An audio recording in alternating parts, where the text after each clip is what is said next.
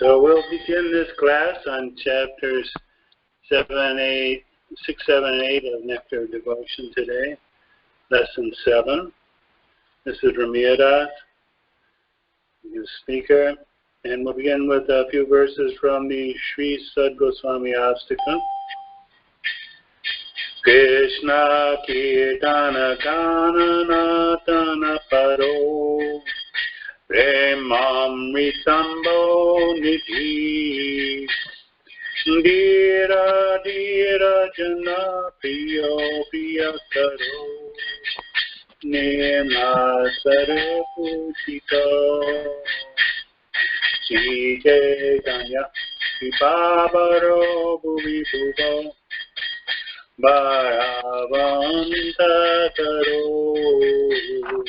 Vande Rūpa Sanatano Rakuyako Jiva Gopalako Nana Shastra Vicharanaika Nipuno Tadharma Samstapako Lokanamita Karano Tribhuvane Manyo Saranya Karo Radha Krishna Padara Vinda Bhajana Nandena Mataliko Vande Rūpa Sanatano Raghuyako Jiva Gopalako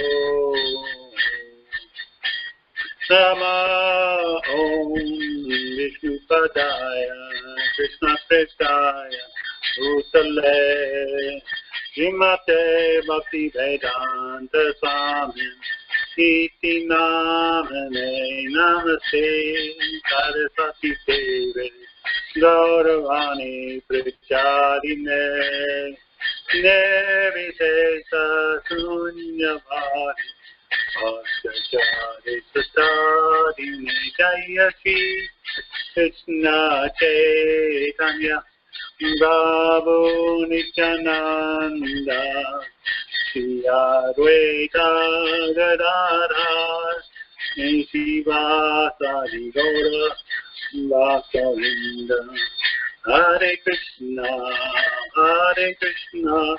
Krishna Krishna, Hare Hare, Hare Rama, Rama Rama, Hare Hare. Welcome everyone to the Nectar of Devotion, lesson number 7. Is everyone able to hear me okay? Yes, Prabhuji. Hare Krishna. Hare Krishna. Okay, so many people are on. Not everyone came today, but many. Let's see. So today, we have a nice, beautiful picture of Prabhupada in Paris, France. He is coming after visiting the temple. Beautiful experience with Śrīla Prabhupada. Let's see if we can go to the next one. So this is the verse we just sang. Sad Gosvāmī ISKCON.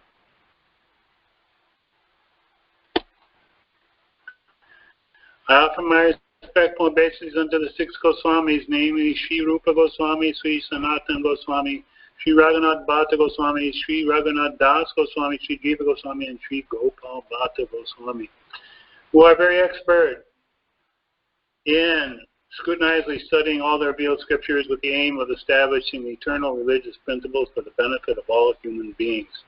And thus they are honored all over this world, and they are worth taking shelter of because they are absorbed in the mood of the gopis and are engaged in the transcendental loving service of Sri Sri Radha and Krishna.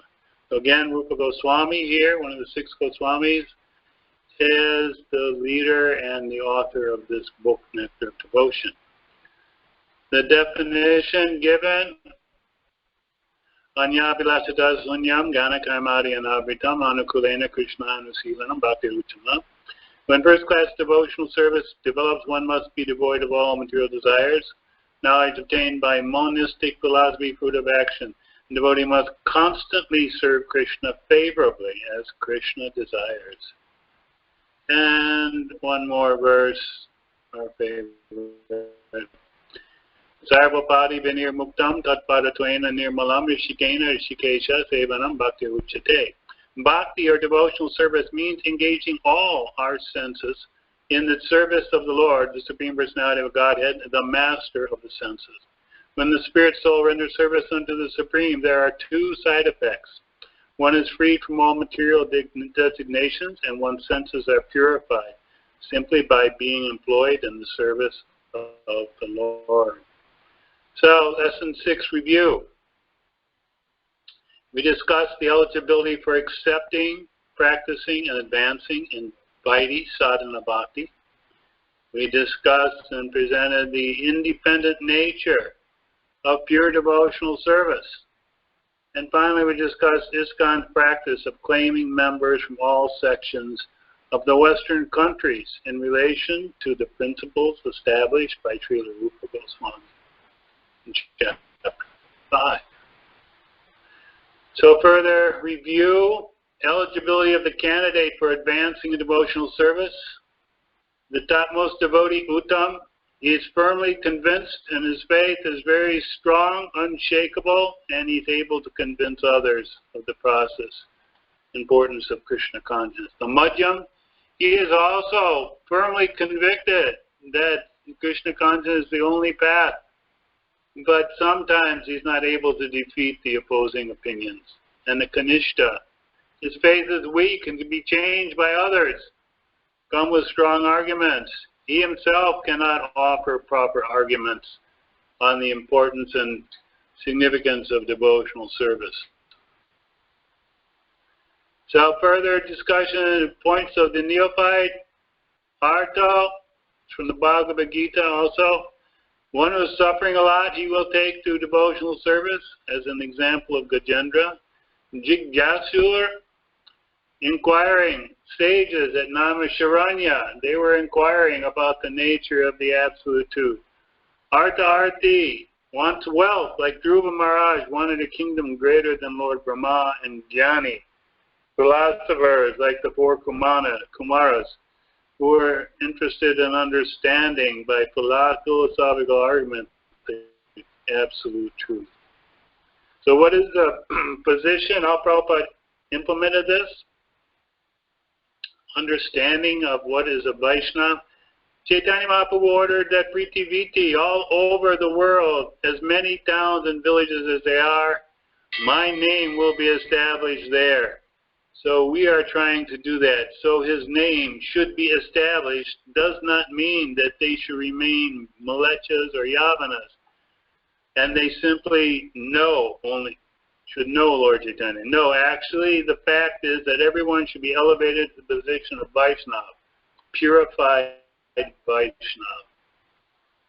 So that was a brief review.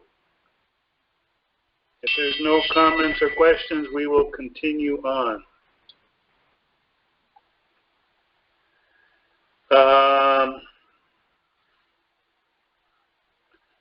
How to discharge devotional service from chapter 6, 7, and 8 of Nectar Devotion. I'm hoping that most, if not all of you, have read those chapters. If not, very important that you do, because we will not be covering every detail. The 64 items of sadhana bhakti from chapters 6 through 13 are broken down like this. Chapter 6, how to discharge devotional service. Chapter 7, evidence regarding devotional principles, and Chapter 8, offenses to be avoided. In Chapter 9, further considerations of devotional principles. 10, techniques of hearing and remembering. 11, aspects of transcendental service. 12, further aspects of transcendental service. And 13, 5 potent forms of devotional service. These are upcoming, and chapters are coming today. So, in the description in chapters 6 through 13, especially in chapter 6, 64 items are given of sadhana. Yes, that's right, 64 items, of which 12 are, the first 20 are considered the primary, most essential. Pravritti, the first 10, things that we have to do. Next 10, nivritti, things that we have to avoid. Then, out of the remaining 44 additional items, items 21 through 59 are parts of our sadhana. And the last 5 are the most potent, powerful items of sadhana. They will be, as we saw up here earlier, they will be covered in chapter 13 in great detail. So we won't dwell on those today. 20 items mentioned in the first 20 in Nectar devotion are all very important. Without following the above-mentioned 10 principles, so the first 10, one cannot properly elevate himself to the platform of sadhana bhakti, or devotional service in practice. So remember, the first 10 we're going to cover. Without doing those, you can't actually achieve the platform of sadhana bhakti. Altogether, Śrīla Rūpa Gosvāmī mentions 20 items, and all of them are very important. So out of the 20, the first 3. So these are the very first 3, namely accepting the shelter of a bona fide spiritual master, taking initiation from him, and serving him with respect and reverence are the most important. So please make note of that. The first 3 are all related to a spiritual master, accepting him, taking initiation, and serving him. So here, we're going to look at these here. These are I've grouped them. The first 3 are in part of the first group. To accept a bona fide spiritual master. This item is very urgent and opens the door to the remaining 63 items.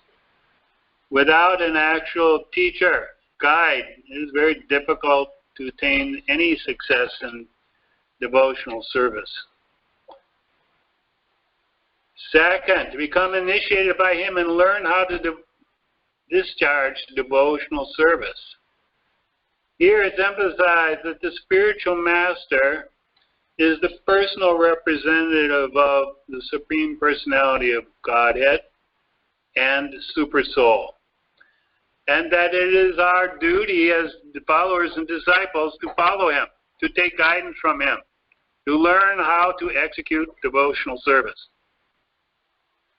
Now, this should be clarified a little bit, because it is in ISKCON, there are both Shiksha and Diksha spiritual masters. So Shiksha gives guidance, Diksha gives mantra.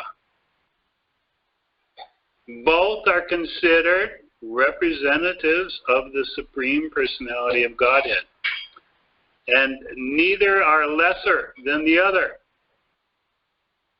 Both are very important. So in ISKCON, most of the emphasis these days is on Shiksha.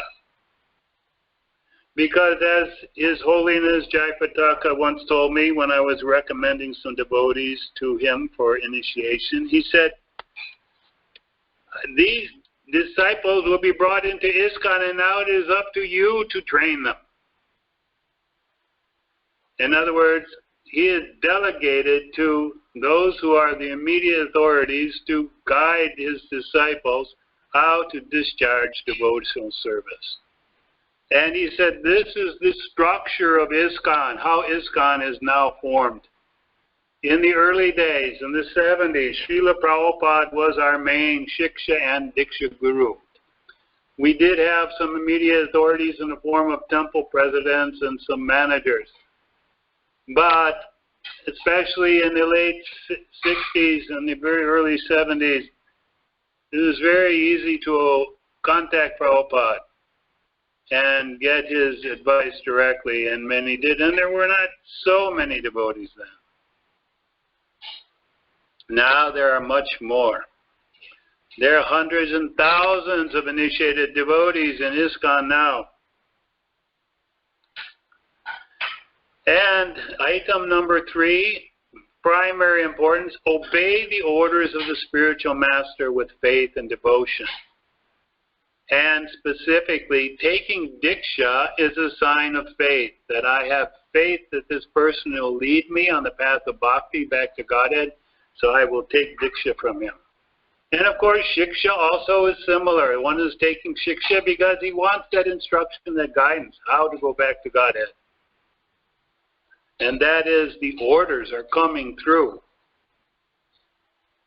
that in this way. And number 4, related but not, it's in the next group, is that follow the previous acharyas under the guidance of the spiritual master.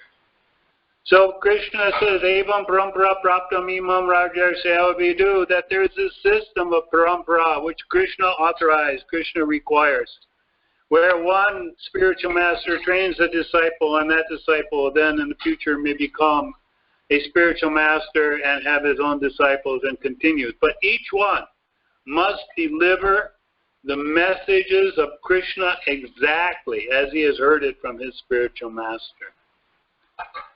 That way they're giving exactly the same message. And Krishna says that he comes again whenever this message becomes a little lost. Then he has to come to straighten it out and give it again. So it's very important in the parampara that the spiritual master deliver exactly what his spiritual master gave to him. And Śrīla Prabhupada was often stated, he stated that my success is that I gave exactly what my spiritual master gave me. I gave those same instructions.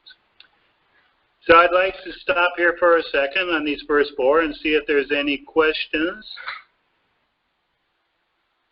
or other information you'd like clarified.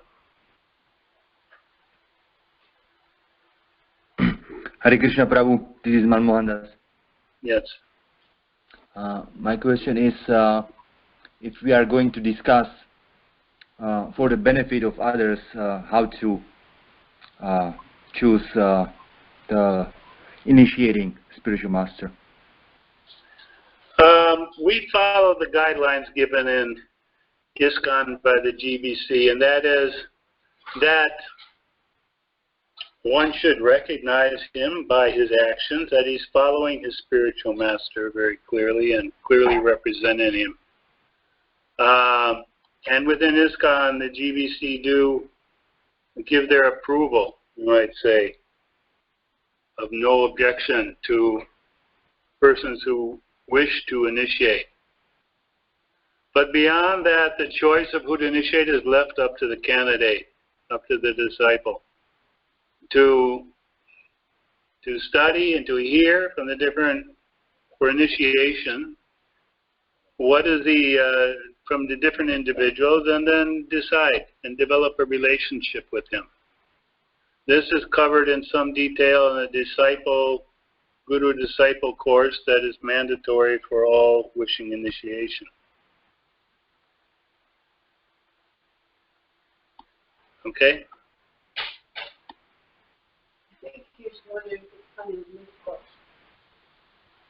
Yeah, that Guru-disciple class is not part of what we're doing today or in this course. That's a separate course. We're covering the statements of Nectar of Devotion today. Some detail, but not to the level of that course. Anyone else? Other questions, comments?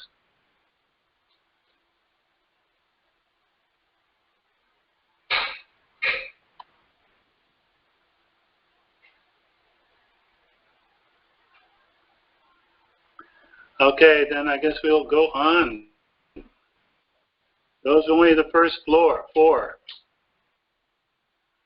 Number 5, inquire from the spiritual master how to advance in Krishna consciousness. Now, of course, we do have Śrīla Prabhupada's books. And this is very important, and that we read and study those books. If there is some clarification required, yes, you can acquire from your Diksha or Shiksha spiritual master.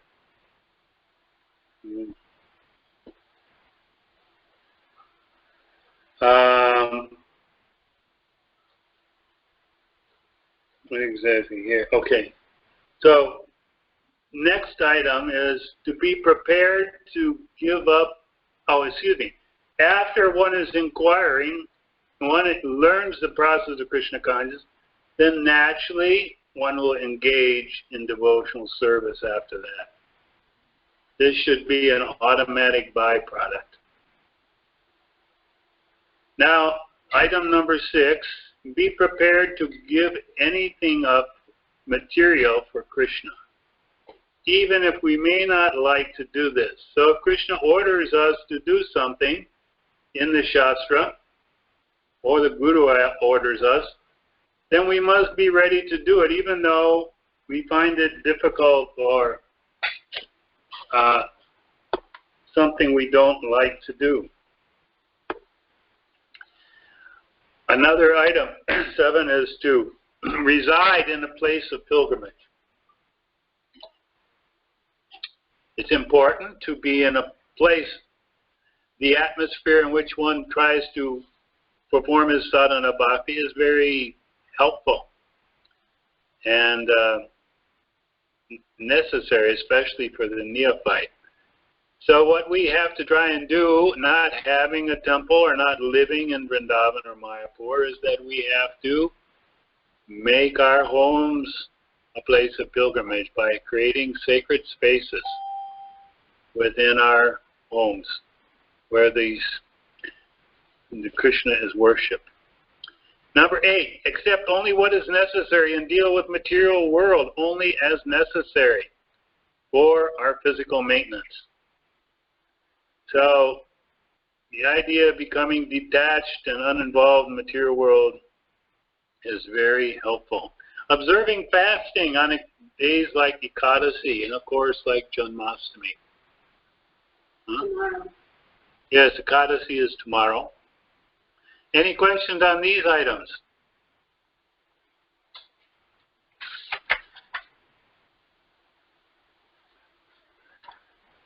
Okay, we'll just go on. The third group, worship the sacred trees like banyan tree, and this would include the worship of devotees, tulsi, brahmins, cows.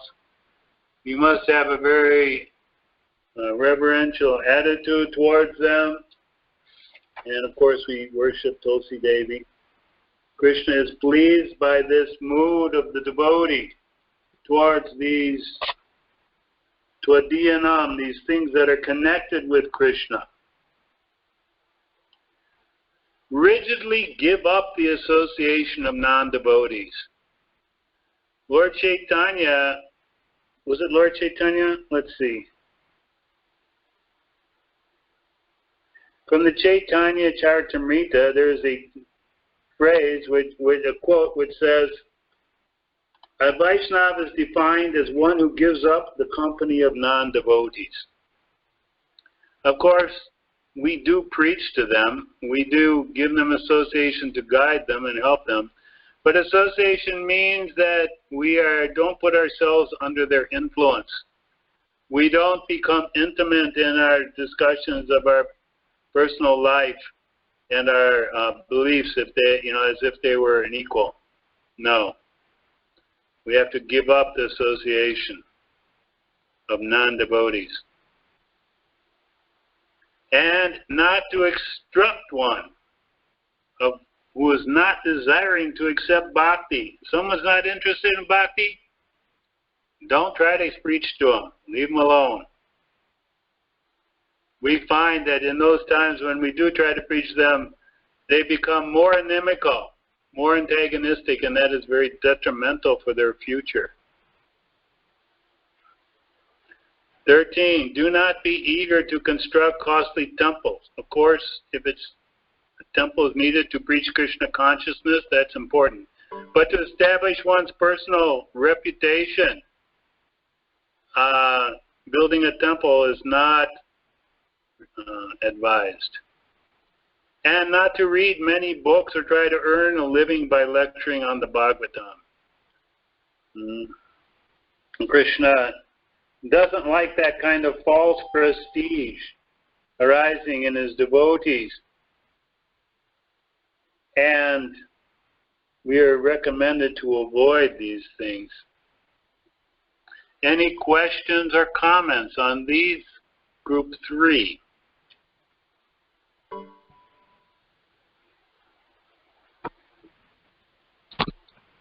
Hare Krishna. Yes. Hare Krishna Prabhu.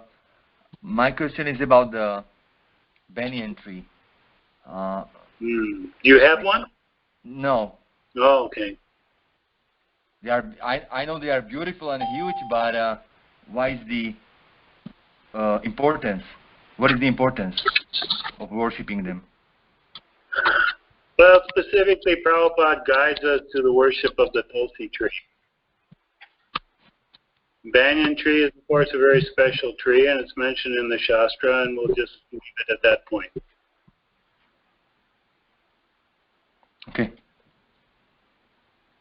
Any other questions? So, Prabhuji, when it says worship Brahmins, is that more than giving dandavats or something more? I'm sorry, more than doing what? Dandavat. Well, definitely we have to show our respect, not disrespect or blaspheme them. Be very careful, but generally that should be sufficient. But when, of course, within ISKCON, we those who are following Krishna consciousness, they're very they're special devotees. Okay. Any other questions? More questions? You might tell how it's to initiation. Does anyone know there's two initiations? The second initiation in ISKCON is actually called the Brahman initiation, where the Brahman Sutra, the thread is given and the Gayatri mantra is instructed to the devotee. So there are those Brahmins as well. And Śrīla Bhaktivedanta did lecture and establish that pure devotees are higher than Brahmins, but that's not really the point here. It's Krishna, we know that Brahmins and the cows are very dear to Krishna.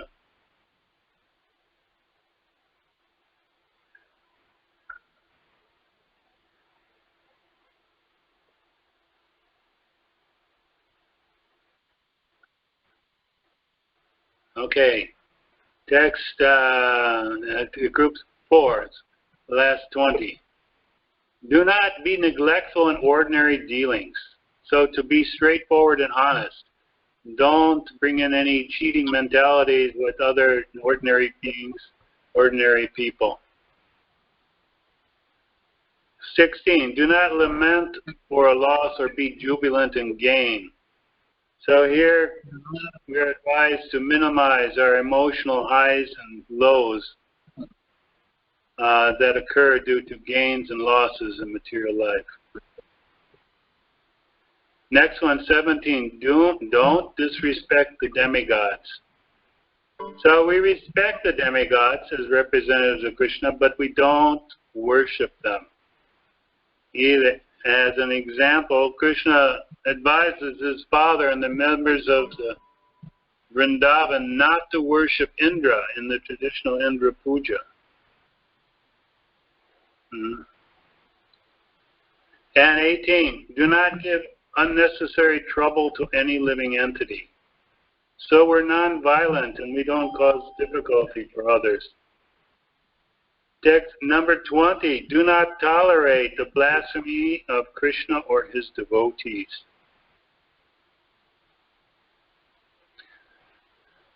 So, if the blasphemy is heard, the devotee has 3 choices.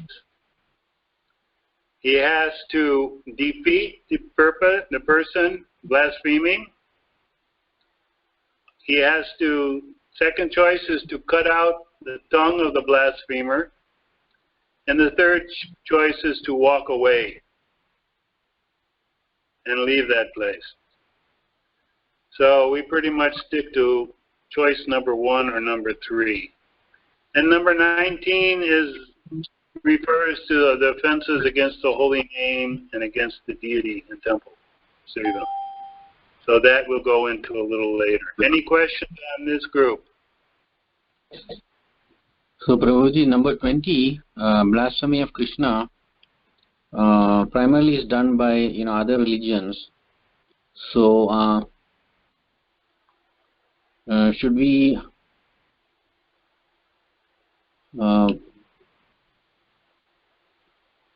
so I mean, if you go to any mosque or any church, you will find blasphemy of Hinduism in general, and sometimes Krishna also. Okay. So, but we don't have to go to those mosques and temples to hear it. Yeah. We can avoid those places. Yeah. We're not looking for blasphemers to chop off their heads. But if someone speaks blasphemy in front of us, then we should either defeat them or leave. Yeah. So, for example, Prabhuji, once when you're doing book distribution in front of Patel Brothers, one group of Muslims came and stood behind us. So there are 4 or 5 of them. They are watching us. And then when most of the people left, when you're towards the end, they came forward and they looked closely at all the books and everything. They didn't say anything, but the look in their eye was not good. So fortunately, nobody said anything. They just went away. But just so we know that we are under observation by other religions. Of course, there are those who do not understand the essence of religion, and that is to chant the names of God and to worship God and to give up all sinful activity. Prabhupada would speak to Christian leaders, but if he would always emphasize, give up eating meat. And if they wouldn't agree on that principle, he would not speak to them any further about any other religious topic. He would just give them prasadam, wish them well, and send them on their way. Yeah. So give them prasadam, send them on their way. Anyone else? Anything?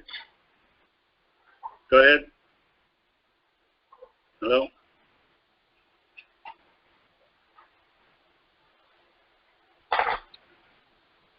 Okay, so what we'll do here is take these groups here and get some feedback from you. What are the important points on these from according to your understanding? So, 1. Now it's time for your feedback as to what's important. We're kind of discussing this as a group. Finding a spiritual master, first one. Yes. Well, what about it? Well, you want to proceed further in bhakti, then you've got to choose a bona fide spiritual master. That's all I'm saying. Why? You say why? Yes. We're having discussion, so I just want to hear more. Yeah. Well, the thing is, as a neophyte, you have attained some attraction, and you're now executing more faithfully some of the regulations and requirements. So you want to keep advancing further and more. So that's why. Yes. Okay. Anyone want to say something more on this? If no one else does it. Hare Krishna Prabhuji. So spiritual master, accepting a spiritual master for a devotee is very important, because the spiritual master will guide us in the right path of devotional service, and the bona fide guru only can help the devotees to attain the perfection in the devotional life. Okay, good. You want to say something? Speak. Yes, I am. One reason why it's important to take a guru is you're telling Krishna that I will submit to the guru, I will be humble. It's easy to say, oh, if Krishna were here, I would do whatever he tells me to, but he's not here, so I don't really have a guide. But if you have a spiritual master, and your spiritual master says, I want you to do this, you are showing your humility by bowing down to the spiritual master and following his instructions. Krishna is looking for that humility. Humility and faith. That I accept this person as a representative of Krishna. Okay, any other topic here? You want to go ahead?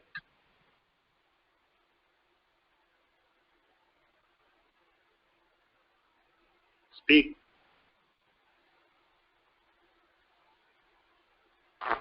Hare Krishna. Śrīla Prabhupada is saying in the introduction of the Nectar of Devotion that the actual connection with Krishna starts by the initiation of the spiritual master, and without accepting the spiritual master, our endeavor actually cannot be fruitful. So it should be of the highest importance for every sincere sadhaka to get the initiation. Yes, there was one story in this respect about a devotee met Lord Chaitanya, and he came before him. He says, oh, I surrender you, please save me. And what happened? Lord Chaitanya turned to Lord Nityananda. He said, who is this man? And Lord Nityananda, he turned to another devotee and he says, who is this man? And they went on down until finally they asked the devotee who was the spiritual master of this devotee. He said, yes, he's my disciple and he's doing like this. And then he gave that report, went all the way back up to Lord Chaitanya, and Lord Chaitanya said, okay, now I accept you. So this is an illustration that helps us understand that the Lord doesn't just accept someone because they want him to accept them. He is sending a teacher, a guru to us to guide us. And the guru is a manifestation of Krishna's kindness and mercy. So it's very important to accept. Any other point here on any of these other 4 items? So in prasadam prayers also, we don't have we cannot directly approach Krishna. So in the prasadam prayers also, we first offer to Śrīla Prabhupada, to his guru, Bhaktivedanta, and then to Chaitanya Mahaprabhu, then to Krishna. So we cannot directly approach Krishna. We need a spiritual master who can guide us how to reach Krishna. That's what I understand. Okay, good. Would you like to say something about the orders of the spiritual master?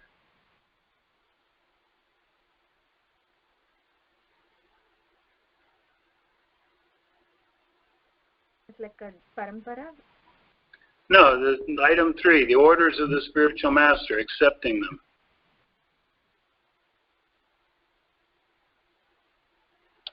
I didn't get the question.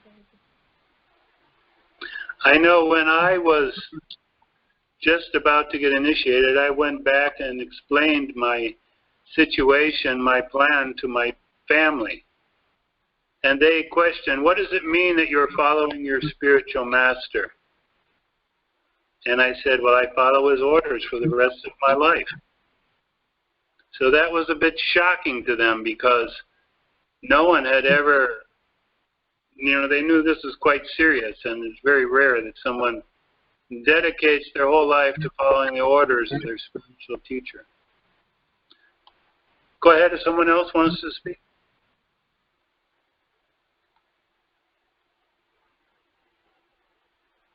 Yeah, well, so I think what that's saying is that once you commit to a spiritual master, then you can't fall down. Now you're committed, and you got to follow through strictly.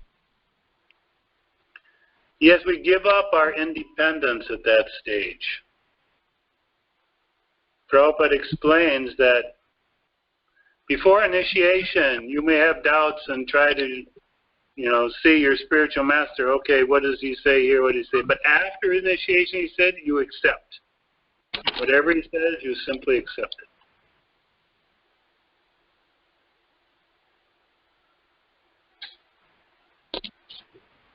Hare Krishna. This is to say something like that is the reason.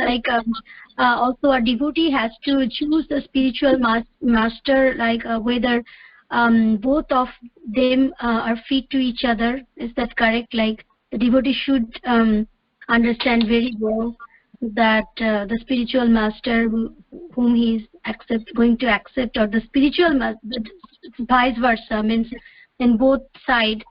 There should be a very good understanding. Is that correct, Prabhuji? Yes, the spiritual master takes responsibility to deliver the disciple back to Krishna. That's a personal responsibility. It's not something that can be done very whimsically. It's a very serious business. And Krishna trusts him. He empowers the spiritual master to accept for him. So if the spiritual master says, take this person, then Krishna has already agreed. Yes, he will take them. And if it doesn't happen in this lifetime?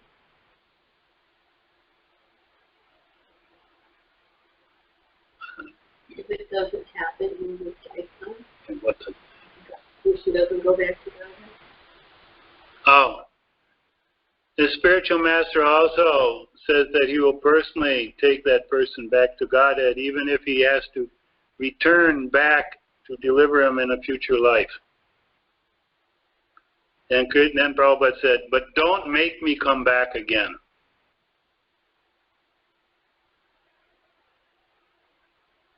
He is willing, on behalf of Krishna, to take birth again, or whatever is required, to deliver that disciple back to Godhead, if he's not successful in this life. It's a pretty deep commitment. 3:15. So go into the second group. And here we are. Inquire from the spiritual master. Okay, you see these 5 items here. Everyone can see them? Anyone that can see them, cannot see them, let me know. So, would somebody present some discussion on any one of these? What they see as maybe the challenges, or what is the benefits of any particular one, or some detail?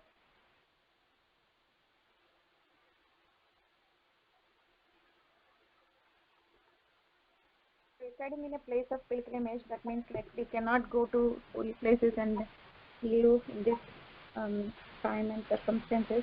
So we have to change our home, keeping Krishna as the center, and we'll do the deity worship, doing kirtan, cooking prasad, and taking this house as a Krishna temple, and raising in Krishna conscious kids, and having a family life in the devotional way. So that way it's like a pilgrimage, living in the same house. The example is like the Bhaktivedanta, even though he was like working, when he comes back, he sees the family members chanting, doing kirtan, reciting shlokas, Bhagavad Gita, Bhagavatam. He used to say that like this looks like a Vrindavan, like a Goloka Vrindavan. So that's what inspires me, Prabhuji, by this sentence. Okay, good. Anyone else on this point or some other point? Hare Krishna, Prabhuji. I just like to discuss point 5. So one disciple should not ask the spiritual master for the material things, like for what's going on in their family life and stuff, but always should ask about how to advance in the devotional service, in the Krishna consciousness, like how can I improve my chanting quality, and how can I improve my deity worships. Is that correct, Prabhuji? Well, the spiritual master is not just like a machine. He's very personal, very friendly, and he gets to know all aspects of the disciple's life. You know, he may, I mean, it depends on the person, you know, but he may come to know everything, different parts of their life. Prabhupada would openly discuss things with his disciples. He knew their previous lives, their habits in general, in some cases in more detail. But the point being that spiritual master, if a person, let's say, and I'm not implying anything, just as an example, it happens occasionally that, say, a lady is faced with, for some reason, family trouble, maybe even a divorce. So she may go and just say, okay, I don't know how to deal with this. You know, what do I do? What should I not do? So the spiritual master may have to instruct on those levels. He's not supposed to be completely ignorant of material life, material activities. Because these material activities can definitely affect the person's ability to perform devotional service until he becomes much more advanced. And the guru has to help that person. Like I know one friend of mine, he's a guru, and when, you know, I've seen it happen that suddenly some family member of one disciple has an accident and either gets seriously injured or died. Then he'll spend a lot of time with them, helping them understand how to face this difficulty. Because it challenges our faith in Krishna sometimes. And the spiritual master wants to make sure we have support and strength and feel that not is he just a teacher, but he's your friend. He's a friend that I can confide in, I can trust, and he was there for me. So it's a very deep relationship. Go ahead, others. Hare Krishna, can I share 2 verses on this topic? Share verses. Yeah, sure. It's regarding the spiritual master. One verse is from Bhagavad Gita, 4th chapter, verse 34. It says, Tadvidhi pranipatena pariprashnena sevaya upadekshanti te jnanam jnaninas tattvadarshinaha. And it says that just try to learn the truth by approaching a spiritual master, inquire from him submissively, and render service unto him. The self-realized souls can impart knowledge unto you because they have seen the truth. And I think, I'm not sure, but I think this is the only verse which is like directly speaking about accepting, in Bhagavad Gita, accepting spiritual master. And it's quite clear. And so basically to accept spiritual master, it's for our benefit. We are not being punished if we when we accept spiritual master. It's only for our benefit. And the other verse is from Śrīmad Bhagavatam, 1st canto, 1st chapter, verse 15. Yatpada samshraya suta munaya prashamajanaha sadya punanti upasprishta svardhoni apunu sevaya. And it says that, O Sutta, those great sages who have completely taken shelter of the lotus feet of the Lord, which is the Guru, can at once sanctify those who come in touch with them. whereas the waters of the Ganges can sanctify only after prolonged use. So this is the very first chapter of the first canto, verse 15, and here in Srimad Bhagavatam it says right away that one should, the Bhagavatam is encouraging us to approach spiritual master, or those who have taken shelter of the lotus feet completely. Because when we try to progress spiritually on our own, we are very much wasting our time for the most part, because by accepting the diksha from spiritual master, the disciple gets empowered, which is very much necessary, because without the empowerment and blessings, we cannot really do much in terms of self-realization. Thank you. A couple of points just to clarify, and that is, we practice sadhana bhakti before initiation to prepare ourselves, to show that one, we can stay on the path after initiation, and two, to purify ourselves and come to the mode of goodness, and be that, and develop our attraction for Krishna gradually. Also, it's important that, I feel one important point to be aware of is that the relationship, the spiritual master it's a relationship. It's a person, and so it's a very personal thing. And a person will feel inspired in a particular guru and take shelter of them, and that's a very personal choice. It's not something we can say, oh, you must have from this person or from this level or that, from India or from here or from there. It's a very personal choice. And we'll make sure that's not minimized or someone feel we should be extremely pushing anyone in a particular direction, because it's such a very personal choice. Anyone else? Hare Krishna Prabhuji. So in number 8, accept only what is necessary, deals with material world only as necessary.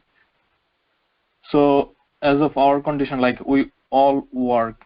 So if you could please explain a little more on this point.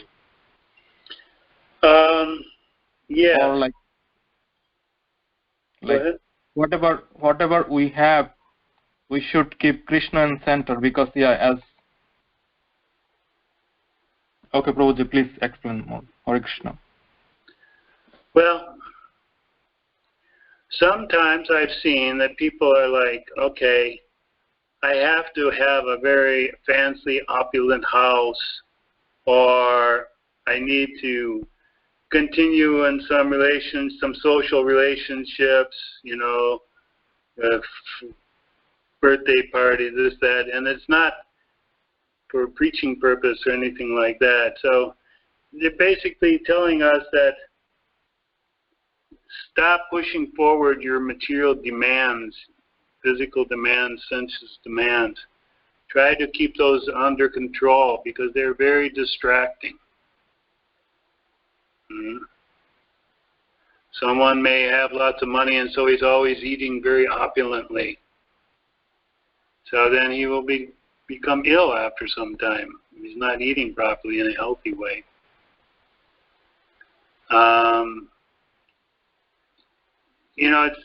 This area is one of the common things that people need most personal advice on,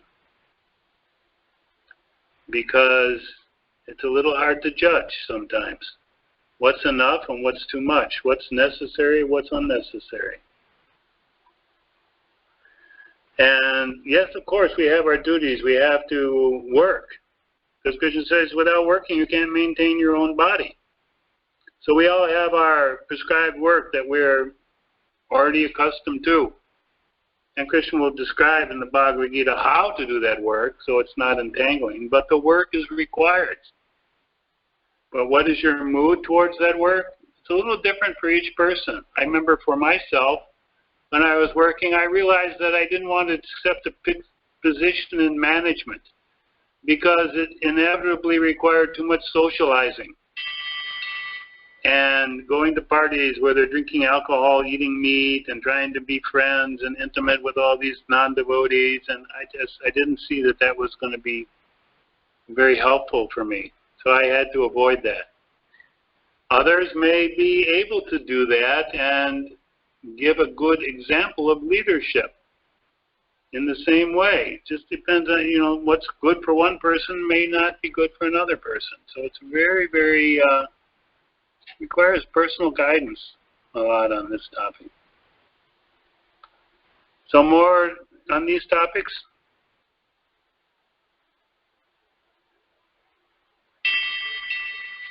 Well, item 8, if you're the working type, if you're working, let's say, which most of the people are doing, and there are opportunities, for advancement in your career and all things, and they consume a lot of time. So, we can't just totally give up those. Any comment on that? Is that a question or a statement? Yeah, well, it's a statement, but, for one thing, we have all, many people, we've all gone through various levels of education, and if you have advanced degrees, then your job also requires that you have to do a lot of things. And when I was working, it was almost, I was spending a lot of time, to be honest with you, even outside hours, just doing the job. Yes. So. Yeah, that's the trick of the modern age. They say you get a 40-hour job, but really it's never 40 hours, is it?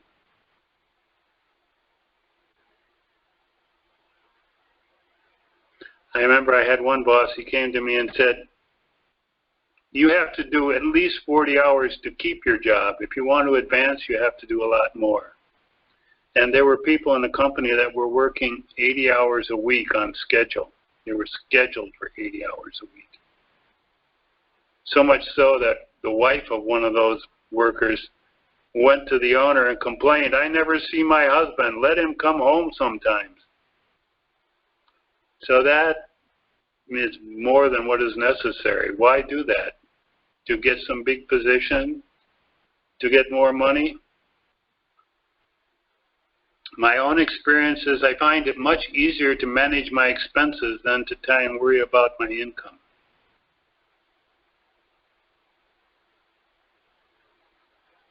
So what do we need that's necessary for our expenses? What do we need to spend our money on? Well, I have one comment on that. The thing is, the way things are, the work environment in the material age, they expect you to do that, and that if you don't, there's someone else breathing down your neck. Yes. And so, yeah. Absolutely true. Yeah.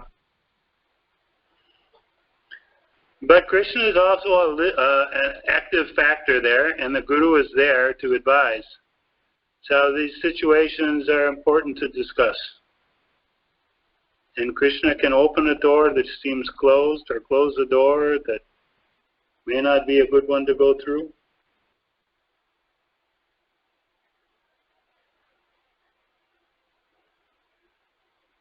And sometimes we can, I'm not trying to disturb you too much, but Krishna says, in the Bhagavatam, it says, if Krishna shows special favor on someone, what does he do? He takes away everything from that person. So that even his friends and relatives reject him. So I don't know. Depends whether we would, like Prabhupada. What was that? Ananta, what was that one thing about? One man came. He was smoking. He came to Prabhupada. He said, "Swamiji, I want your blessing. I can give up smoking." And Prabhupada said, "Depends. What kind of blessing do you want?" He said, "You can voluntarily quit, and it will be not so hard, or you can wait and accept Krishna's intervention, like you may get cancer or some other thing, and then you'll be forced, and that will not be so much fun."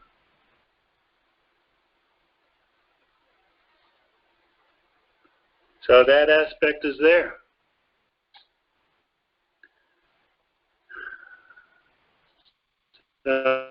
We can group. So we see here, I think here, one of the biggest points here is giving up the association of non-devotees.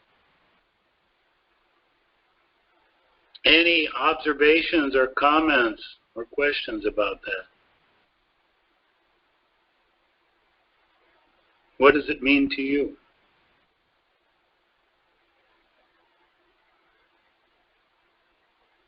Hare Krishna Prabhuji, this is very important for a devotee to follow the devotees association, because non-devotee can distract us towards different directions, towards which is not good for a devotee who are in the Krishna conscious family.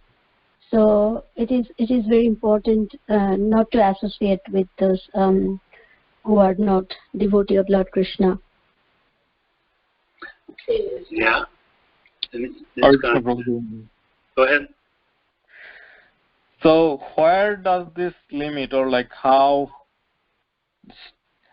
when a family member, for example siblings or sometimes even parents, how do we give up those association, or how to deal with those? If you could please explain more. Well, let us say, for example, in the previous screen, we talked about a person who was trying to figure out what material things to accept or reject in his life. So the question would be, are you going to ask a family member, or are you going to ask your guru what to do? You're going to ask your guru. Guru, yes. Because the family member may not even think you should give it up. They think you should have a life like they're having. But where will that take you? Maybe not where you want to go. Maybe not back to Krishna. And I remember very clearly, minor example, but I had one college friend. He came to visit me in the temple after I was a devotee, and I showed him all around the temple and told him the philosophy. He said, "Thank you very much, but now let's go out and we'll go see a movie." I said, "No, we don't go for seeing the movies." And he said, "Well, we should go, this thing." He made so many other suggestions. I said, "No, we don't go out for those things." And then he said, "Well, then we can't have much relationship, can we?" So what does that mean? It means that the relationship with the non-devotees is based on sense gratification. You satisfy my senses, and then you can be my friend. So we're not interested in that. And you'll find out very quickly, if you try to give them Krishna consciousness, who is really interested. Who is really your friend. Because I noticed that I had friends, when as soon as I tried to give them Krishna consciousness, they went away. For family members, close family members, it might be a little different. You want to keep up friendly relationships with them, and always give Krishna to them to the extent they can take it. Maybe you just bring them prasadam. Maybe they're ready to see a book or a Bhakti-yoga magazine. Just give what they can handle, but don't give more than they can handle, and remain friendly and open to discussions with them. You'll find gradually, if you show them how happy you are in your own life, they'll gradually become purified just by your association and gradually come closer to Krishna themselves. I think Bharti's experienced that with her father right now, right?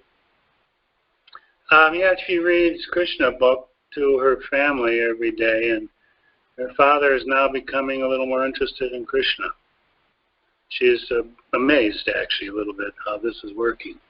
He's always been a bit of an atheist, just interested in helping people. He likes to do good help to people materially, but not very much spiritually previous. Anyway, I'm just trying not to get too personal on these examples here, but you know, like if a family member invites you and they cook a meal with meat, you're not going to eat that, even though they said, hey, I cooked this for you.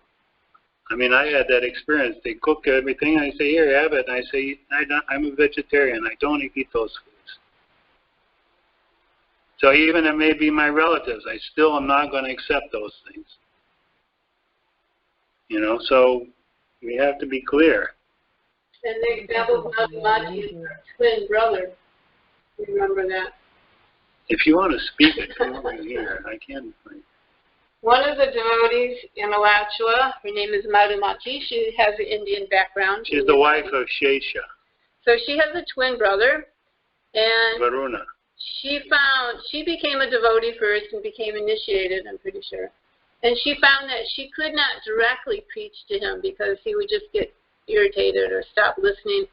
But she would be talking to her friends on the phone about Krishna and her experiences, and she would notice her brother was listening. So she would just continue for that for quite a while, and eventually he became initiated also. It was an indirect way of preaching because you generally can't preach to your family members because they always see you in the relationship they had when you were all growing up. Oh, you're the younger brother, or oh, you did this or that. But indirectly, they will appreciate it and they will make advancement, even if they don't come the way of getting all the way to get initiated. They'll make advancement just by your association and seeing how happy you are in your life. Because ultimately, everybody's pretty miserable if they don't have Krishna. And again, that may require a little more personal discussion because each person's situated in a different relationship, a different history with their friends and their family. So if it's a struggle, if it's a problem, they should discuss it with a guide, a guru. And a quick question. So, I mean, yeah, immediate family, yeah, we can do that. I know my immediate family, in fact, are very favorable. But, you know, my cousins and all, you know, they are not. So, do we need to give up association with them? Well, you have to understand what association means. It means that you're being very intimate with them as far as the details of your life and your personal choices, etc., and vice versa. You can be friendly and supportive with them, but you don't need advice from them on how to live your life. And you don't need to do what they do in order to be friendly with them. Again, you know, if they cook a non-vegetarian meal, you don't have to be friendly and sit down and eat it. That's not required. At least if it is required, then maybe you need more distance from that person. So the other point here, I see not read many books or try to earn a living by lecturing on Bhagavatam. So Prabhuji, you know, this one, you know, try to earn a living by lecturing Bhagavatam, but generally, you know, I thought, you know, we should not expect anything material benefits when lecturing about Krishna Katha, and of course we are in this materialistic world, you know, work and all. So reading other than, like, you know, I read about Oracle because that's giving me my, you know, bread and butter. Okay. So other practical, Prabhuji? Yes. Earning by lecturing Bhagavatam and not reading other books. Well, I mean, I know you're not asking this, but I mean, Would you give up your job to lecture on Bhagavatam? Probably not. Not at this point, Prabhuji, at least. But some people, they have a lot of knowledge of Scripture, and they establish their own personal fame, their own personal reputation that I'm a good lecturer, and they speak on the Bhagavatam. Prabhupada particularly was not happy with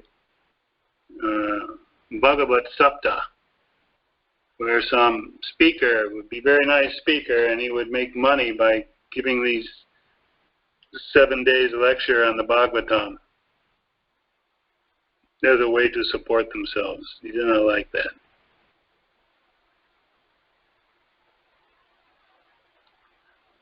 But then why is it mentioned to me not to read? Little louder, please. Okay, Prabhuji. What? I'm sorry, I didn't. Was that a question or what? No, Prabhuji. I understood what you said. That's okay. Okay. And also not read many books. So yeah, this is non-devotional books. Correct. Okay. But as for my living, I do need to read other books. Of course. That's part of your seva. You can't do your particular work if you're ignorant on the subject. Correct. It's like a doctor has to study and take so many tests to keep their practice and their license to practice. So if he doesn't study all these books, he will lose his whole career. Yeah, but here it says not read many other books. So again, this is where it requires some personal advice. Each person is a little different. Prabhuji, here everybody in this group, right? Everybody has to read some other book other than Bhagavad Gita and Bhagavatam. So it does say many books. I don't know how many you have to read. You have to read more than 20 a year or something? I don't know.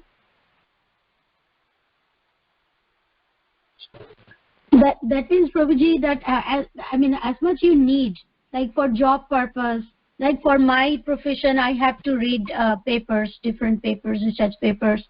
So as needed, right, Prabhuji? It's not like you are always involved in reading those, but as needed, right, Prabhuji? Yes.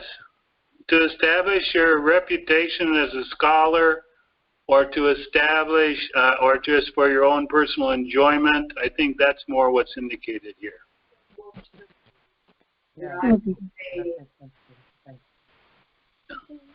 Same thing. Okay. Okay. Just one more question. So this reading books, is it like anything conflicting with Krishna or Krishna consciousness? Those books should be avoided, something like that, or it's not maybe meant the book that required for work. Right. The books for work is not what's being implied here. Not at all. But again, each person's life is going to be a little different, so you may require some personal guidance on it. You can see the principles are given here, but the details how to enact these things, those are left up for the teacher, the guru, to instruct you.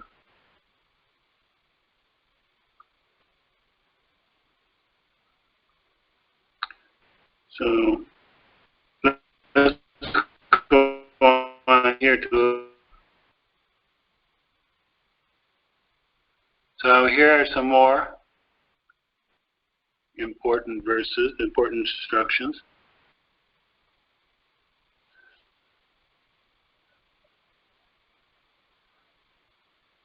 Can I just do a quick survey? How many people actually read all these before coming to the class?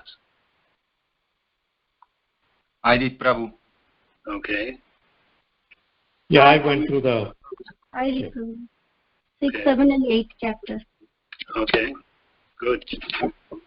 Yeah, me too.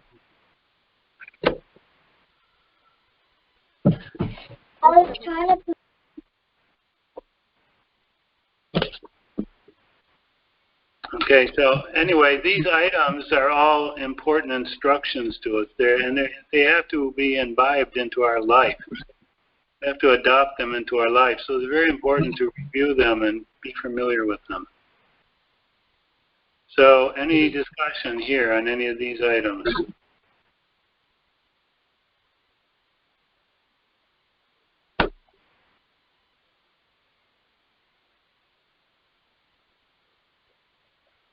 Yeah, item number 16 says, don't lament for a loss or be jubilant in gain. So does a loss imply if it's a family member or something like that?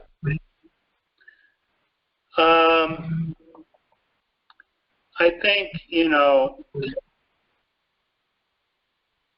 of course there's natural feelings of loss for a family member. There's no doubt about it. We can't avoid those. But you will find that you become more experienced and practiced in Krishna consciousness, that your viewpoint of what has happened with the family member will be a little different. It won't be a lot of lamentation. It'll be within some lesser limits. And gain, whatever the thing we've gained, it's not going to last. The losses, we understand. The whole thing here is the whole Bhagavad Gita is discussion. Arjuna is afraid he doesn't want to have to lament for too many losses.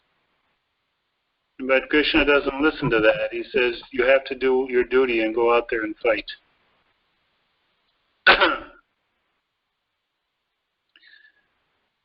So again, the details, how these apply for each of us, any particular time, we may need some personal guidance on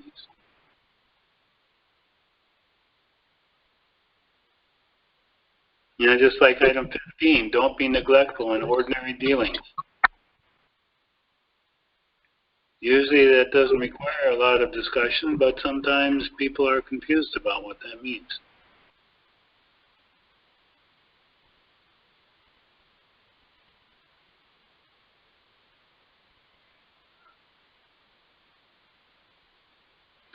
Okay, so, yes, what is it?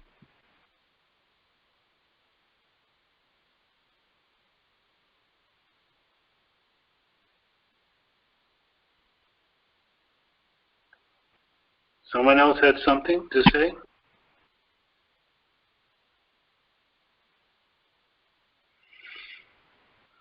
Okay,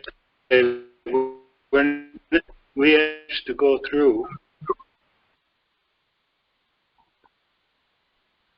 So, on these 20 items, all are very important. The regular principle of devotional service enjoins that all our senses must be employed in the service of the Lord. Exactly how they can be thus employed is described in the above 64 items. Now Śrīla Rūpa Swami will give evidence from the different scriptures supporting the authenticity of many of these points. So this is chapter 7. Gives a lot of detail on some detail on these different items, especially the first 20. We've more or less discussed many of that, but I do encourage you to read that.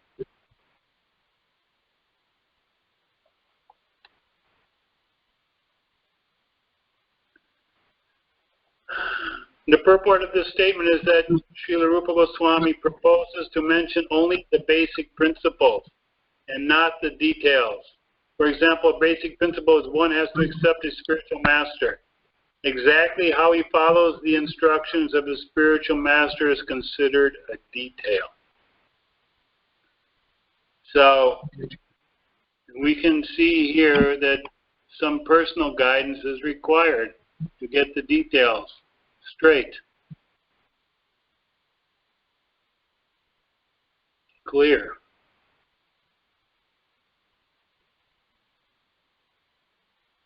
Any question, comment on this?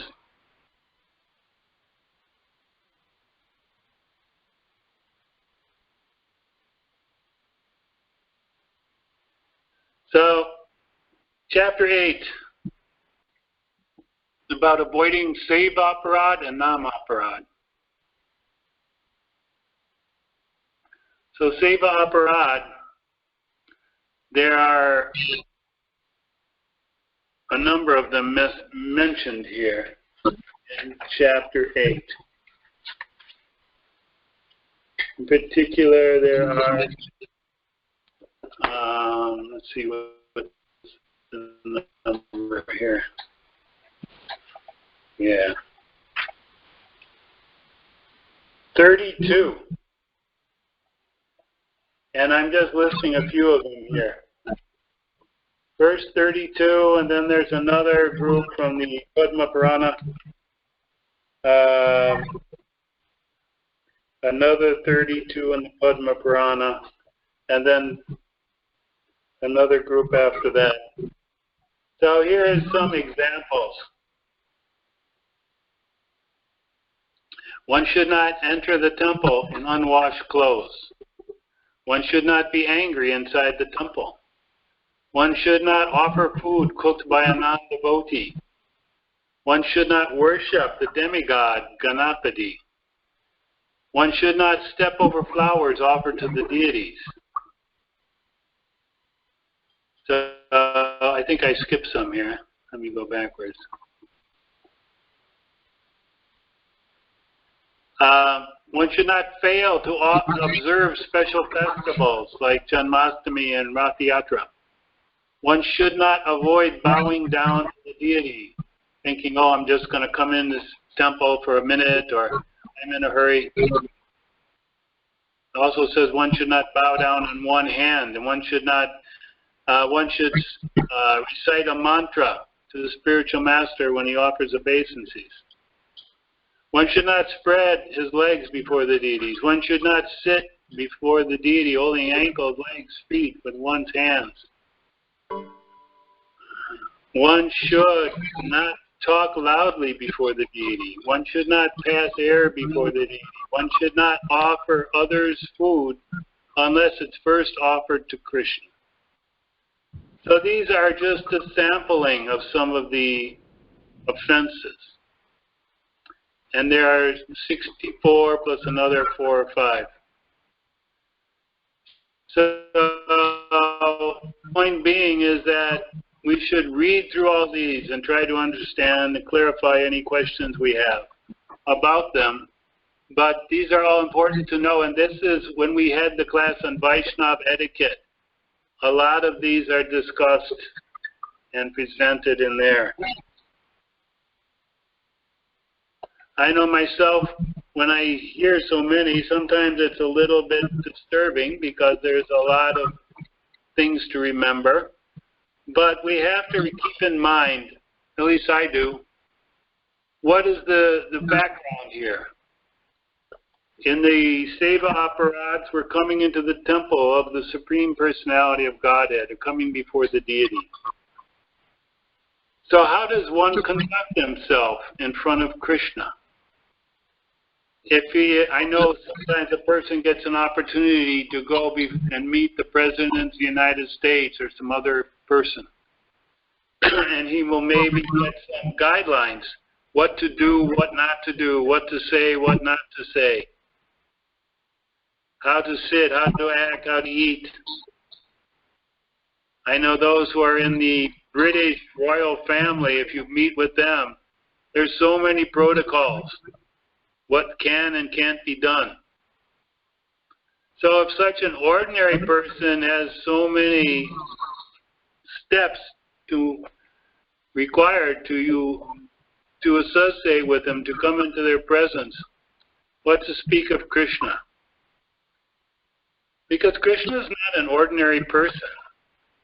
Krishna is the topmost person. He is the most powerful and most famous and most intelligent, most everything. So what is the culture that is required to be in Krishna's presence? What is the standard behavior does it require to be in Krishna's presence? And if we look at it in that viewpoint, we will find that it is a very wonderful document tell us all these points so that we don't upset Krishna or offend Krishna in any way because of our ignorance, because of our taking him in what might be considered an ordinary person. So I encourage you to read all these aparads, especially read the aparad about Ganapati.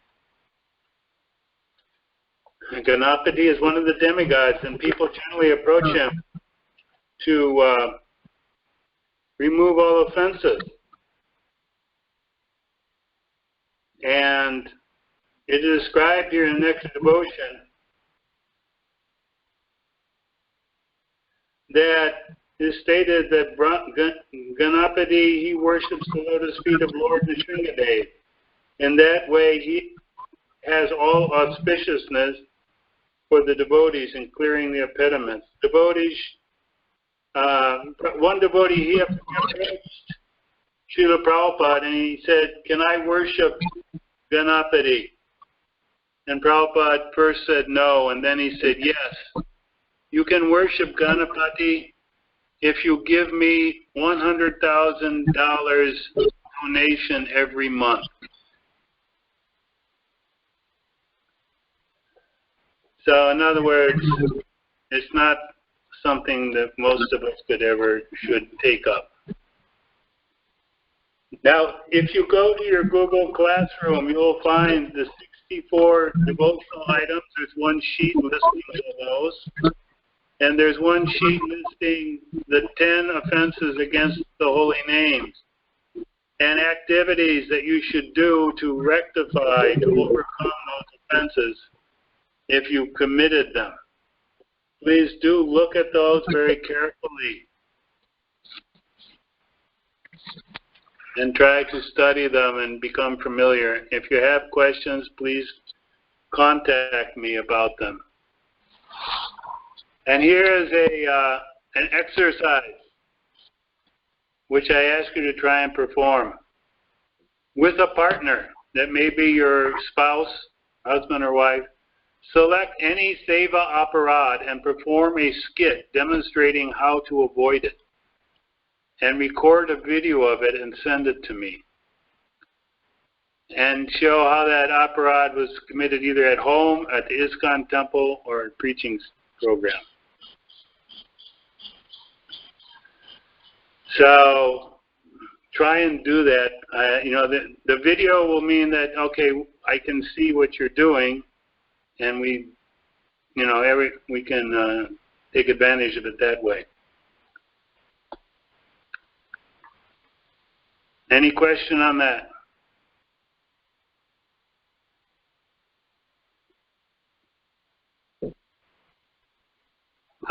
Here Krishna is personally present on the altar. Therefore, our duty is we should never think of this deity as something made of stone or metal. We should always think that here is Krishna personally present. That is devotion. We should worship him like that. We should offer respect that here is Krishna. We cannot do anything wrong. So Prabhupada is describing our mood towards the deity, and this can be our deity in the house as well.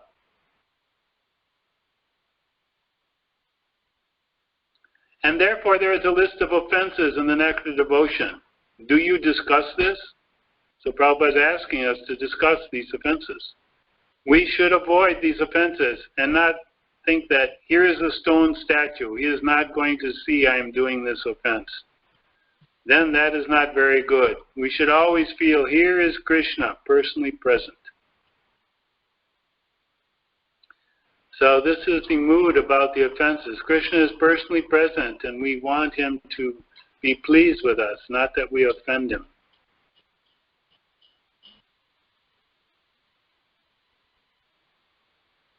Naparat, even when he becomes an offender on the Supreme Personality of Godhead himself, he can still be delivered simply by taking shelter of the holy names of the Lord.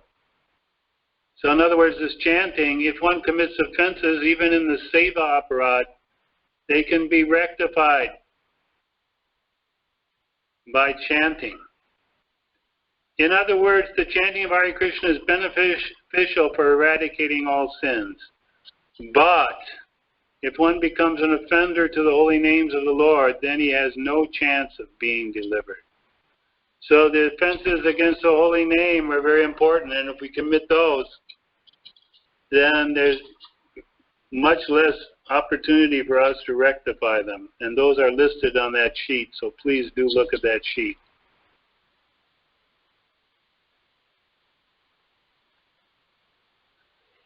So today we looked at 64 items of sadhana, different groups, and then we discussed the difference between principle and detail. And we discussed the first 20 items of sadhana in detail. We demonstrated, well, you will be demonstrating in your skit how to avoid some of the seva aparads. And we talked about the importance of avoiding nama aparad, offenses against the holy name.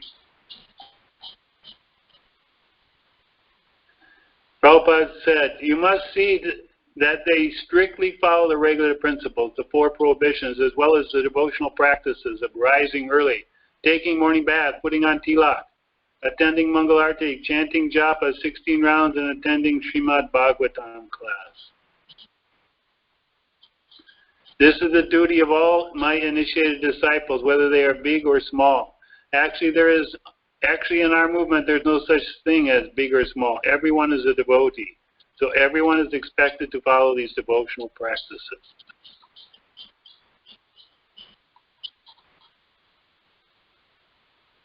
So, any questions on these?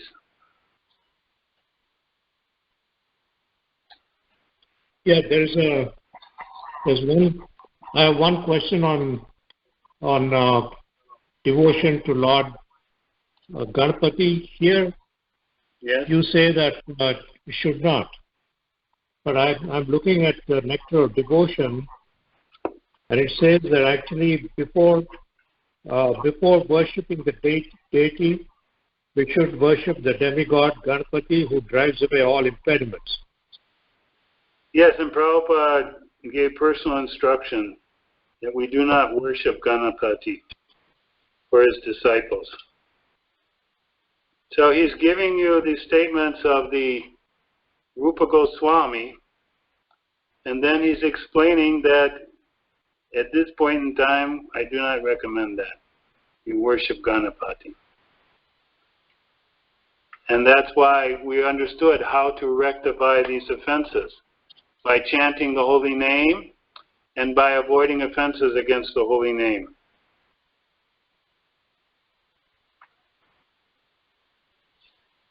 It's not necessary to keep a deity or a picture of Ganapati and to worship him.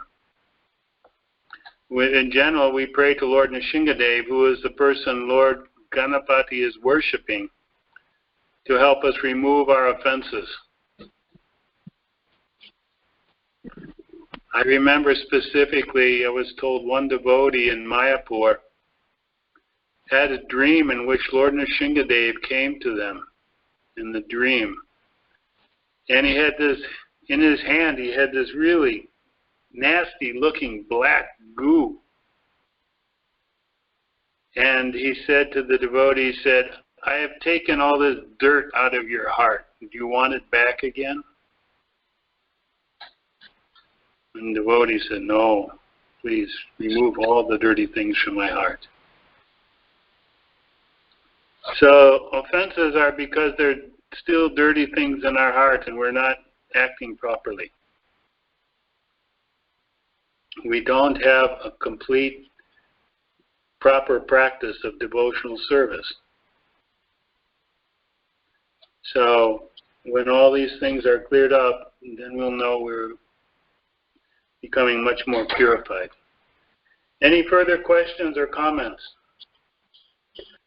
So Prabhuji, if somebody already has the Ganapati or Shiva or some other demigods pictures, which is very common in Hindu households, then they should remove it from the altar that they are using to worship Krishna. but it's okay if they keep it anywhere else in the house, or they should not have it even in the house? I will relay a instruction I heard was given by Bhakti Prema Maharaj. You know who he is, right? Yes. He told the devotee, take that picture of that deity and put it in a river, sacred river. Do not give it to somebody else to worship, just remove it.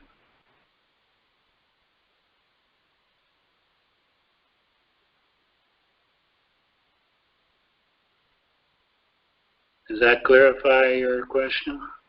Yeah, so basically take it out of the house and Yes. don't give it to anyone else to worship. And, don't be disrespectful towards it, but, putting it in a river or something that's considered acceptable.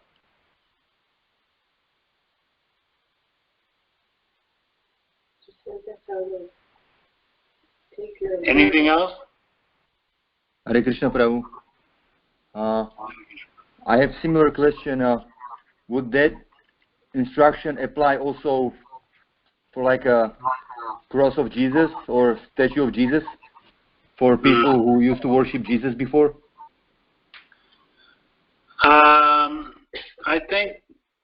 I don't think you need to keep him on your altar, although occasionally I've heard of a devotee who did, very, very rarely, but occasionally. But, Prabhupada said we expect Jesus as a devotee of God, devotee of Krishna. Sometimes he said Shakti Vesha Avatar. So he's not the same as a demigod. But we don't need to worship him, if that's the question. No, my question was like if we should let him flow down the river like you said about the Ganapati. Yes, you could. That's acceptable. Pretty much my understanding is the river is for, like at the end of Durga Puja in Bengal, they put the deity in the river at the end. It's kind of a respectful way of burial, I guess one could say.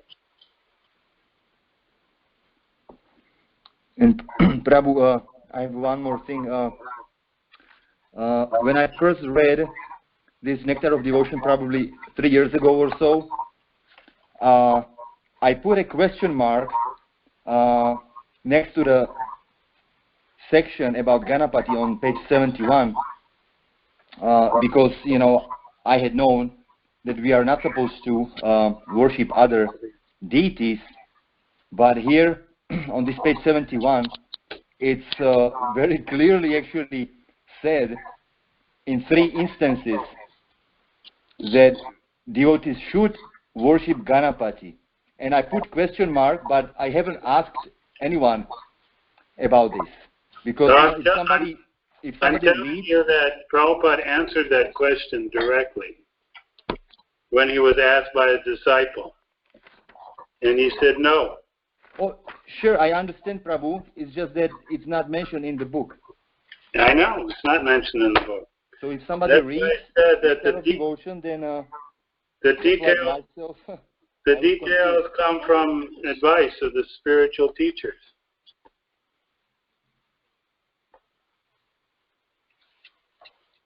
The general principles are given. These are general principles. The details have to be discussed with the teacher. And the devotee, one of Prabhupada's disciples, did ask him specifically, can he do that? And Prabhupada said no. So,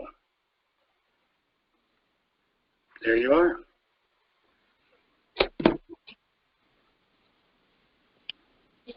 Yeah, so maybe in the next edition we can remove that reference to worshipping Ganapati.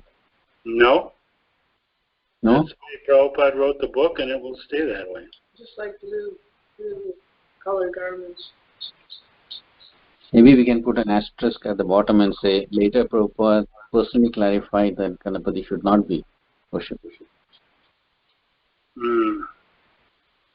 Well, those who are practicing correctly and following a spiritual master, they should ask that question. Plus it is known among the old, more devotees who've been initiated that what are the standards, they know.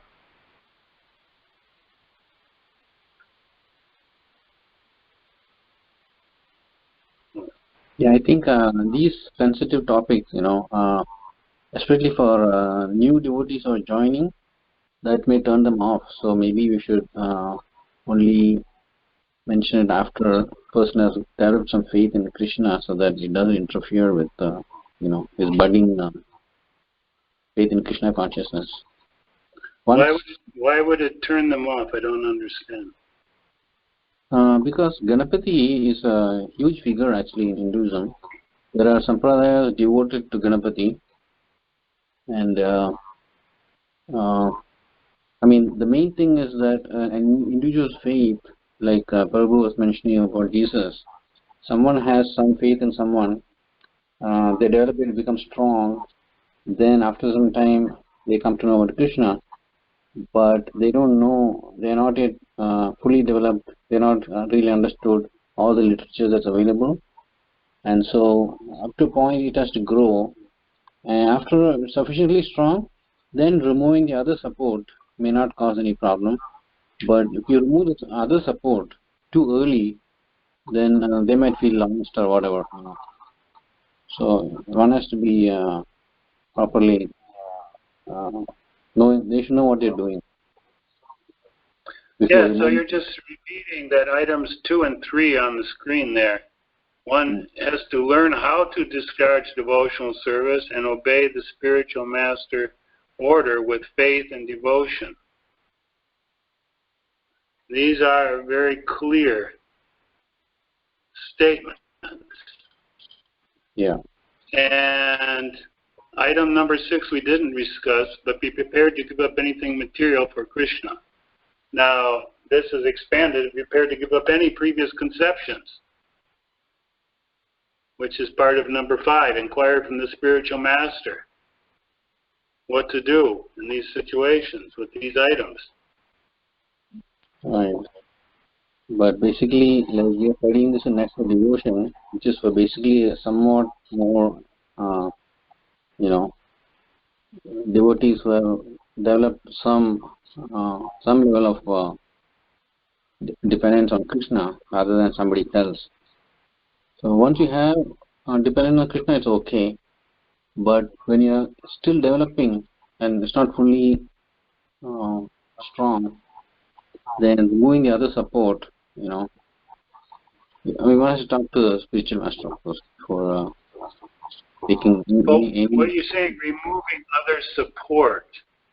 Yeah. Are you saying just your cultural family history? Or are you saying your support as far as your belief in Ganapati, or what are you saying? Yeah, so basically, not for me personally, but I know folks, whether it's Christ, or whether it's Ganapati, or whether it's Shiva. So a lot of folks have faith in different in-quote demigods. So before they give up that belief, they should be sufficiently grounded in proper understanding. Hopefully after initiation or something. So then there's no more question. Yeah. Most probably. But you're saying that people coming, but Krishna makes this clear in Bhagavad Gita. It's not like this is new. Krishna says, Aham Adihi Devanam, that I am the first and the primary of above all the demigods. He explains that they are empowered by him. Without his permission, they cannot do anything. Yeah, I also agree, Prabhuji. But the thing is, that's also claimed by others. So. Well, then what path you want to follow? Exactly. So Krishna consciousness or something else. If you meet some person, let's say at Patel Brothers, is the first thing you're going to tell them is stop worshiping Ganapati? Is that the first thing you're going to tell them? Yeah, so exactly. So we should not mention those things, until they are ready for it. That's what I'm saying. Yeah. Sure. I'm sure they'll be long before they're ready for initiation, though. It should be. Otherwise, they're not getting good guidance. Okay. I think just one comment. I think those of us who, in fact, many of us here, who grew up in India from a young age, in addition to observing Janmashtami, then Ramanavami, and so on, there was also the Shivratri, Mahashivratri, and then Lord Ganesha. All these festivals we were observing these from childhood. So that's why I think that's where the difficulty is coming. Now, we understand that they're all demigods. I mean, at least the Ganapati and Shiva and so on. But that realization doesn't really come until you start getting into Krishna consciousness, where it's more explicitly explained. My comment. Yeah, I suppose you could say that. And it depends, I think a lot when people hear what they want to hear. If they don't want to hear something that's unfavorable to their likes, they may not pay any attention to that. But, as a representative of Srila Prabhupada, we have obligation not to cover up things. When they're delivered, maybe according to a suitable time, but don't cover it up.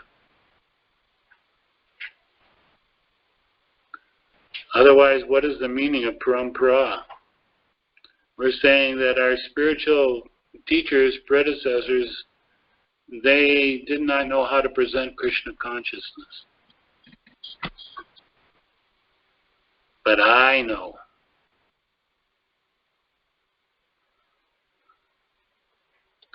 So they're telling us, Rūpa Gosvāmī and then Prabhupada is telling us what to do, what not to do. And we, obviously we need clarification on this. That's very important. We must do that. But if we neglect or don't want the clarification or we don't accept, then we're solidly placing ourselves in front of a roadblock. And we won't make progress.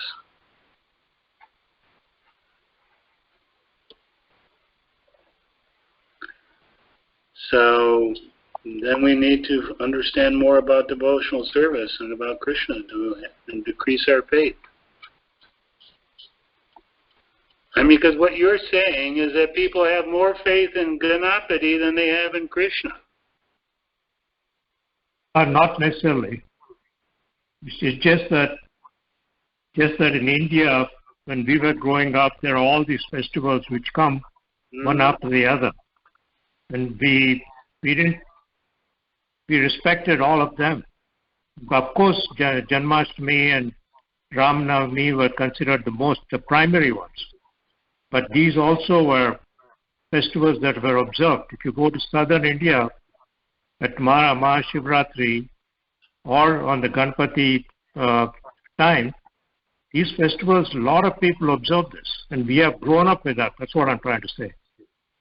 Yeah, so I think maybe I'm not sure if this, I'm trying not to offend you, but I'm going to say we have to stop thinking of ourselves as Hindus.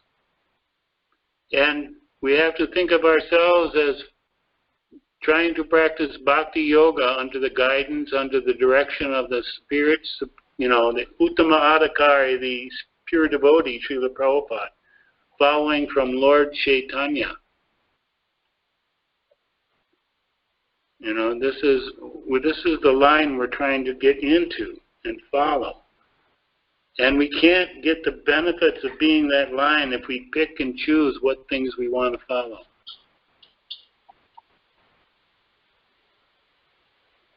Just like if you're working in the office and the boss says, I want A, B, C, D, and you say, well, I'll give you A and B, but I'm not going to do C. And I want to do D a different way. What's the boss going to say? Goodbye. I don't need you. I want A, B, C, D. That's how you're going to, satisfy me. And if you won't do it, you're in the wrong company. So we don't have to be, kind of in your face in that way about it. But the point is, if you're following Prabhupada or you're following Chaitanya Mahaprabhu, then follow correctly.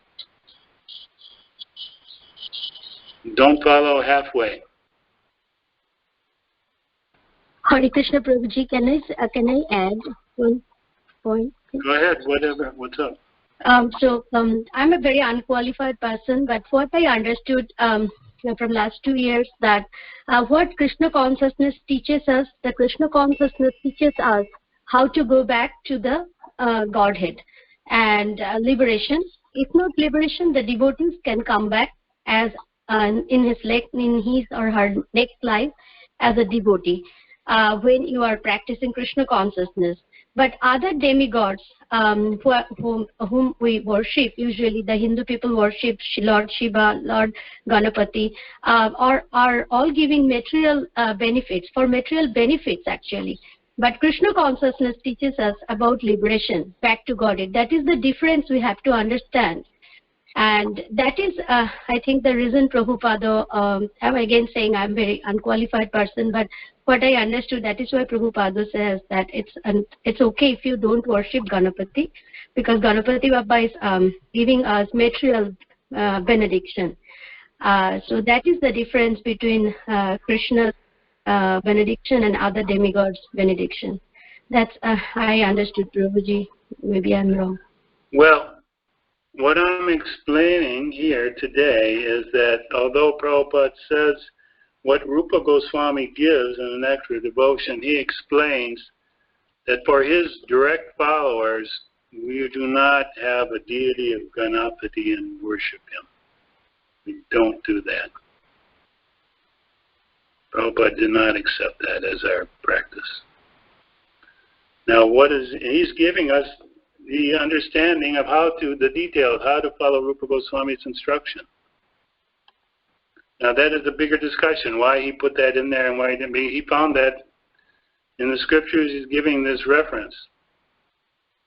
But that is not, he doesn't say, commit the offenses against the holy name and then worship Ganapati and he'll remove them. He never says that. Chaitanya, did he ever say that? Never. Did he say that you worship the deity and go worship Ganapati, remove your offenses against the deity? No, it's not written like that. So generally people are looking for Ganapati to remove material impediments. So I may get my degree, so I will get my raise, so my review will go well, so this thing, that thing. So those are all material.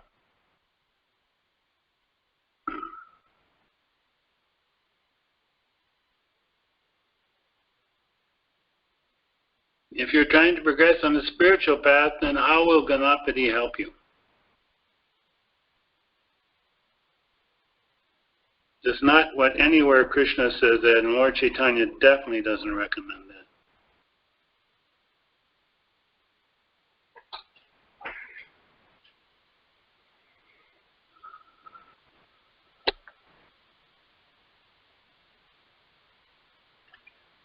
So it's condemned. No commentator has explained the confusion of this. Other people might put other things in the So any more questions or comments?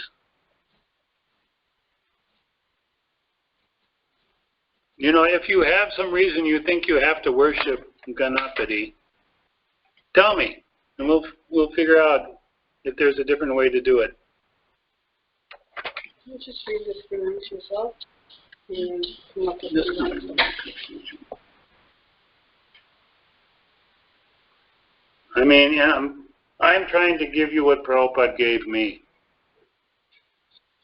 Just like when I came to Prabhupada's lotus feet, I had been born and practiced as a Christian for 25 years.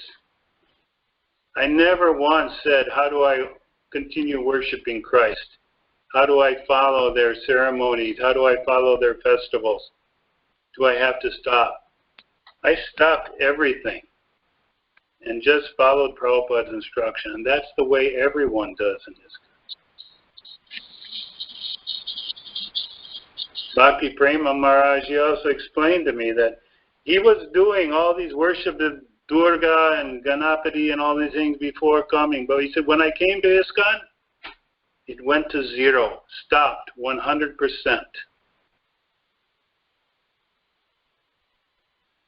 So we have to be able to make these changes and take up the path correctly. Otherwise, you won't get to the result.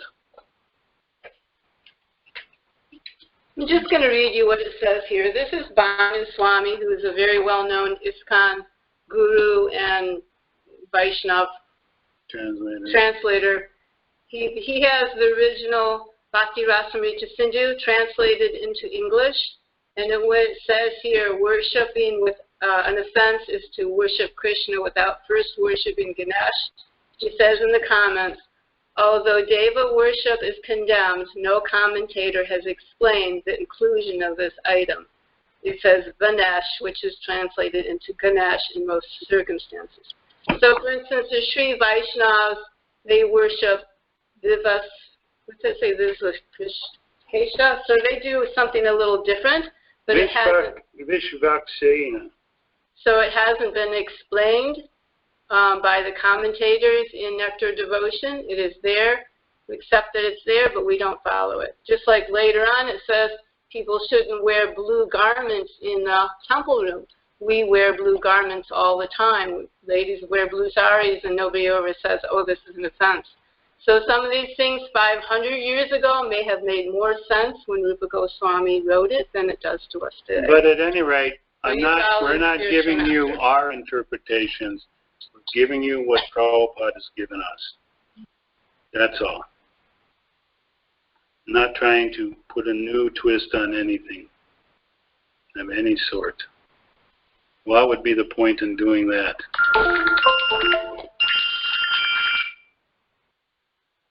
Okay. Any other questions, comments?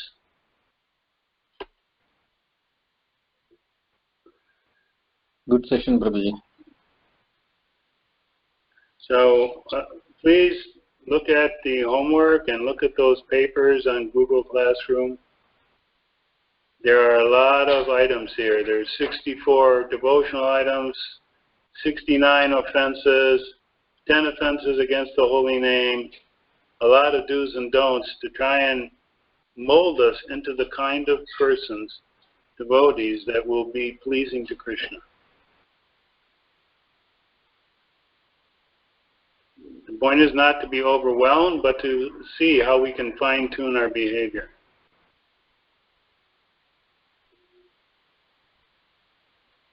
Is that okay? Sure. All right. So unless there's something more, we can end here.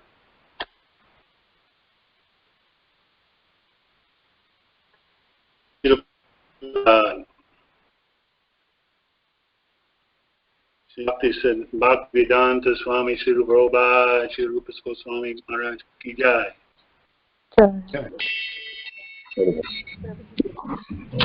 Ramiya Prabhu ki jai. Ananta Mataji ki jai. Thank you so much, Prabhuji and Mataji, for wonderful sessions. Thank you, Prabhuji. Thank you. Hare Krishna.